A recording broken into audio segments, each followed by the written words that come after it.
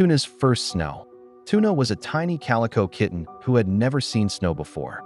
When the first flakes started to fall, she jumped up on the windowsill, her eyes wide with wonder. Her human opened the door, and she bolted outside, paws sinking into the cold fluff. She leaped, she danced, she chased snowflakes like they were floating toys. But then she stopped, sneezed, and looked betrayed. This white stuff was wet. She meowed dramatically, turned around, and bolted back inside. 5 minutes later, Tuna was curled up by the heater, glaring at winter like it had personally offended her.